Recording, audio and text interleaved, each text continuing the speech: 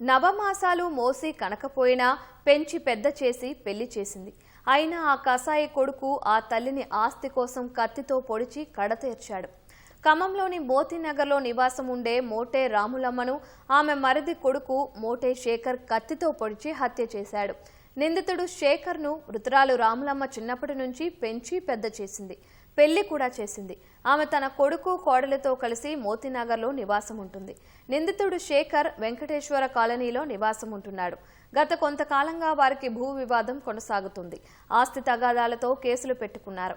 ఈ క్రమంలో రాములమ్మ వద్దకు వచ్చిన శేఖర్ కత్తితో పొడిచాడని బంధువులు ఆరోపిస్తున్నారు.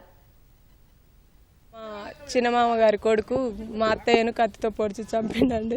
పొద్దున నేను పని పోయేటప్పుడు మంచిగా ఉంది. భూమి తగాదాల వల్ల 3 నెలల కిందట చంపుతాని కూరలు లేపి కాళ్ళ మీద ఎత్తేసిండు. అప్పటి నుండి మళ్ళీ మా ఆయన్ని మా అత్తగారిని చంపుతాని బెదిరిస్తుంటే మా ఆయన పోయి పోలీస్ స్టేషన్లో కేసు పెట్టి 4-5 రోజులు ఇంటికి రాకుండా దాచుకుండు. ఇప్పుడు చంపుతాని ఈరోజు కత్తితో పొడిచి చంపేసిండు సార్. ఇంకా మా ఆయన్ని కూడా చంపుతాని బెదిరిస్తుండు సార్.